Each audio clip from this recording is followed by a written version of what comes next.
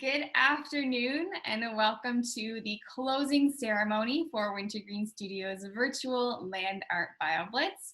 My name is Jess Pilo. I'm the project coordinator at Wintergreen Studios, and joining me we have Monica Capavilla, who is our program director, as well as our executive director, Rena Eupidis.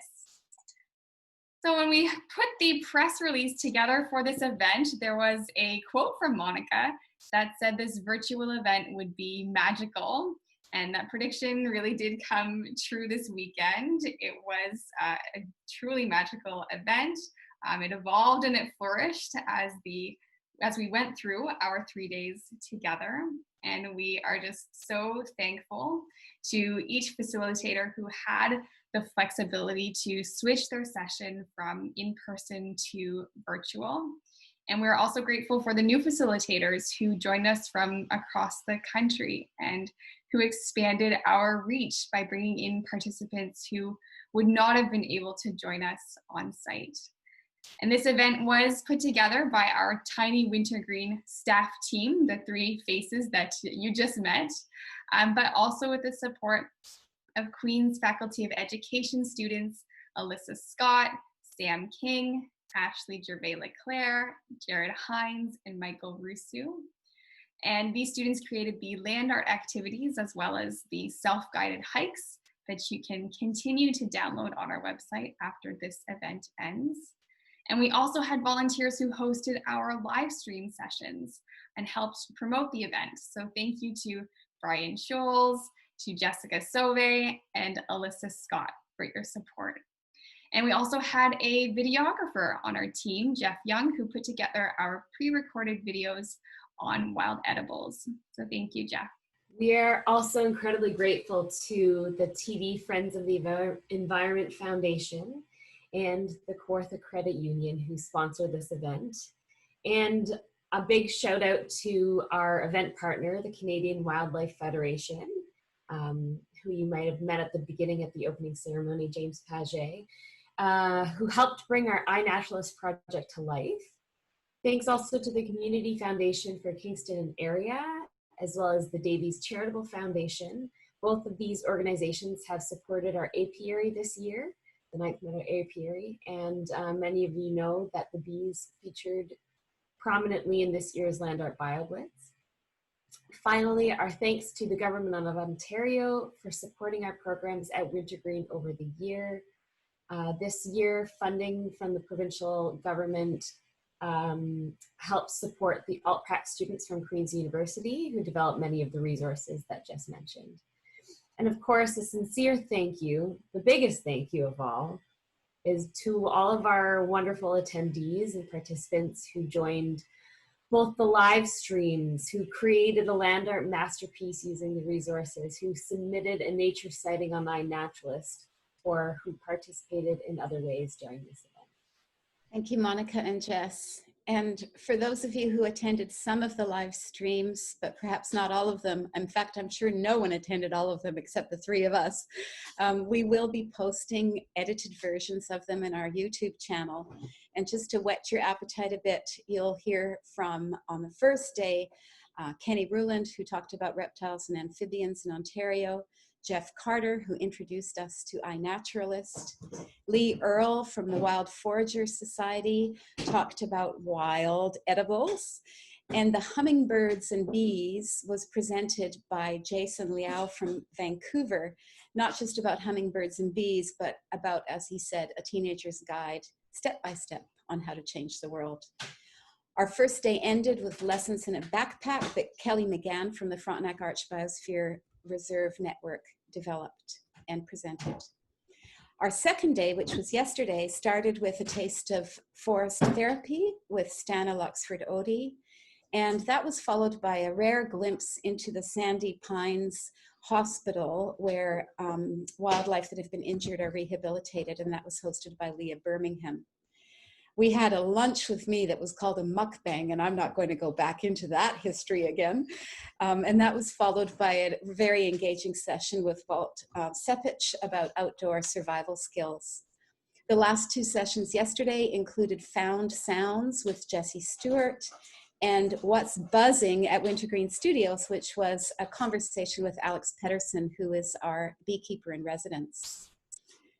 And then we had another 5 sessions today. We began this morning again with bees with a presentation by Shelley Candell from Bee City, Canada, followed by a fabulous session by Brian Scholes about nature photography and how to do so both aesthetically and ethically. Kevin Fell led a conversation called Healing the Earth, Healing Ourselves, followed by Megan Quinn's very informative presentation of the Frontenac Arch, where Wintergreen Studios is located. And finally, our last session was with Peter Kaufman, Diane Londy, and poet Lorna Crozier, who presented the book, The House the Spirit Builds. So coming very full circle now, we opened the BioBlitz with a presentation by James Page from the Canadian Wildlife Federation. James has been instrumental in bringing iNaturalist Canada to our attention and to the attention of attendees. And we're going to show you what's happened over the 3 days in terms of the species count as a little bit of a celebration. I would like to point out that I thought we had this talk, Monica and I, some years ago, that we would try iNaturalist. So I looked to see whether we had in fact done that. And sure enough, I found a project called Wintergreen BioBlitz 2016. And so I, excitedly opened it up, and we had 0 observations. So it was pretty easy to do better than that this year. And in fact, I'm about to share my screen and show you exactly what has happened over the past few days. And you'll see that there have been 764 observations of 409 unique species. And the exciting thing here is that 29 people have been contributing to the count, but another 107 people in the community of iNaturalist Canada have been helping us identify whether, in fact, we got those plants and animals right, and to add more information about those sightings. So there's an extraordinary range of common and not so common things here. I encourage you to take a look. Some beautiful photographs that people have taken. And we also are thrilled and a little bit, taken aback by surprise. When we look at the observers, we were going to call out who it was who had made the most observations, sure that it was going to be someone from the Canadian Wildlife Federation. But no, 108 observations of 86 distinct species by the Chacho, I think I'm pronouncing that right, family, a family of 4 who've been with us the entire time. We've seen them on the screen. They've asked questions of our presenters.